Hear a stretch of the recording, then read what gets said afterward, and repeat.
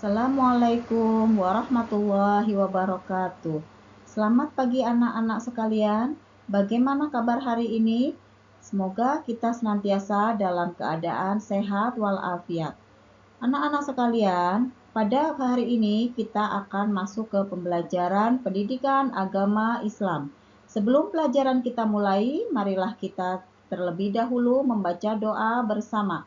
Bismillahirrahmanirrahim. Raditu billahi rabba wa bil islami dina wa bim muhammadin nabiyya wa rasula. Rabbi zidni ilman warzuqni fahman. Amin. Anak-anak ibu sekalian, pada pertemuan kita kali ini kita akan masuk ke materi baru, yaitu bab 4, sujud sahwi, sujud tilawah, dan sujud syukur. Materi kita hari ini bertujuan yang pertama adalah 1. Peserta didik dapat menjelaskan pengertian sujud syukur, sujud syahwi, dan sujud tilawah. 2. Peserta didik dapat menjelaskan tentang sujud syukur, sujud syahwi, dan sujud tilawah. Yang ketiga, peserta didik dapat menjelaskan tata cara sujud syukur, sujud syahwi, dan sujud tilawah. Yang pertama adalah sujud syahwi. Dalam lisanul Arab, sahwi menurut bahasa artinya lalai atau lupa. Sementara menurut istilah, sujud sahwi adalah sujud yang dilakukan karena lupa atau ragu pada bilangan rakaat sholat. Hukum melaksanakan sujud sahwi adalah sunnah. Sujud sahwi dilakukan untuk menyempurnakan kekurangan dan kelebihan bilangan rakaat sholat yang disebabkan karena lupa atau ragu. Tata cara sujud sahwi. Yang pertama, sujud sahwi dilakukan setelah selesai membaca tasyahud akhir sebelum salam.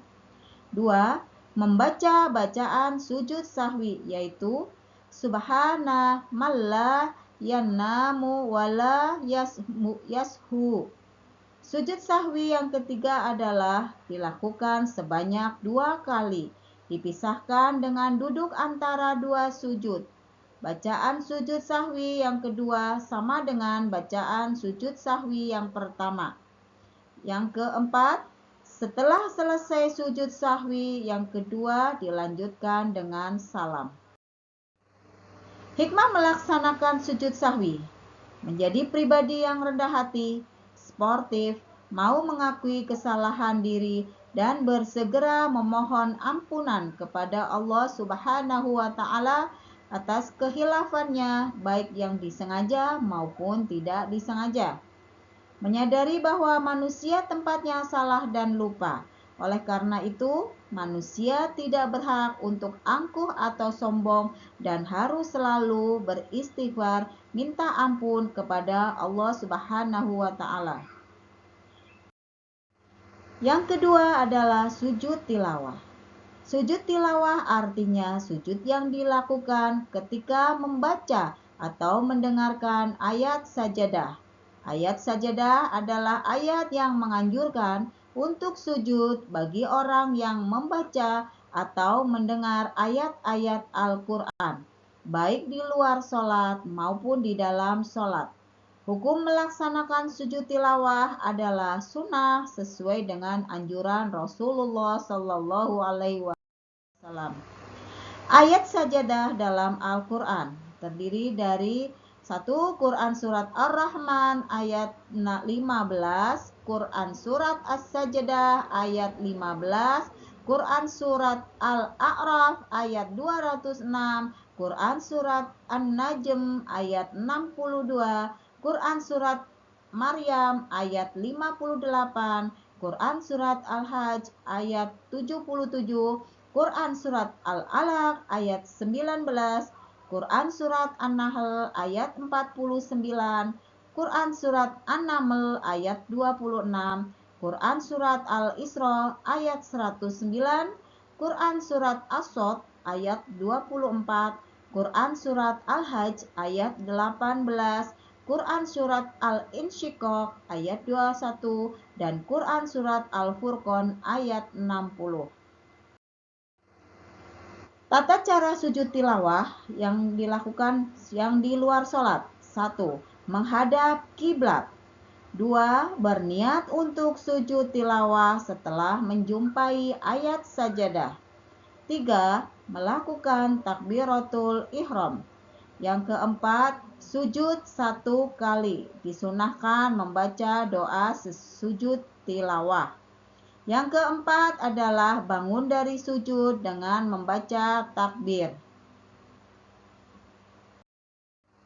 Tata cara sujud tilawah di dalam sholat. Yang pertama adalah jika dilakukan di dalam sholat, orang yang sedang sholat dapat langsung melakukan sujud tilawah. Setelah membaca ayat sajadah, setelah sujud langsung takbir dan kembali berdiri untuk melanjutkan sholat. Dalam sholat berjamaah, jika imam melakukan sujud tilawah setelah membaca ayat sajadah, maka makmum harus mengikutinya. Akan tetapi, jika imam tidak melakukan sujud tilawah, padahal ia membaca ayat sajadah, makmum tidak boleh melakukan sujud tilawah sendiri. Hikmah melaksanakan sujud tilawah. Mendekatkan diri kepada Allah Subhanahu wa Ta'ala. Dengan sujud tilawah, kita sebagai makhluk ciptaannya akan menjadi merasa dekat kepada Allah Subhanahu wa Ta'ala, dijauhkan dari godaan setan. Meningkatkan derajat ketakwaan seseorang kepada Allah Subhanahu wa Ta'ala. Apabila seseorang telah memiliki ketakwaan, orang tersebut akan selalu yakin terhadap pertolongan dari Allah Subhanahu wa Ta'ala. Yang ketiga, sujud syukur. Sujud syukur adalah sujud yang dilakukan sebagai wujud terima kasih kepada Allah Subhanahu wa Ta'ala.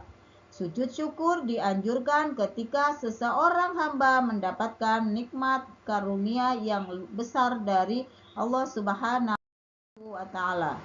Tata cara sujud syukur.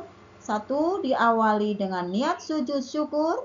2. Melakukan takbiratul ihram. 3. Melakukan sujud syukur 1 kali sambil membaca Subhanallahi walhamdulillah wa la ilaha illallah wallahu akbar la haula wa la quwata illa billahil aliyil azim. Yang keempat, bangun dari sujud. Kemudian hikmah melaksanakan sujud syukur sebagai ungkapan terima kasih kepada Allah Subhanahu wa Ta'ala dalam kehidupan sehari-hari. Allah Subhanahu wa Ta'ala senantiasa memberikan kepada nikmat, anugerah, dan karunia kepada manusia. Tidak sombong atas hasil yang telah diraih pada saat hidup di dunia. Segala sesuatu yang telah tercapai adalah wujud pertolongan dari Allah Subhanahu wa Ta'ala. Karena hanya Allah Subhanahu wa Ta'ala satu-satunya zat penolong bagi hambanya. Demikianlah pembelajaran kita hari ini. Semoga apa yang Ibu sampaikan pada hari ini bisa bermanfaat. Sebelum pembelajaran kita berakhir, marilah kita membaca hamdalah bersama. Alhamdulillahirabbil alamin. Semoga bermanfaat. Terima kasih. Wassalamualaikum warahmatullahi wabarakatuh.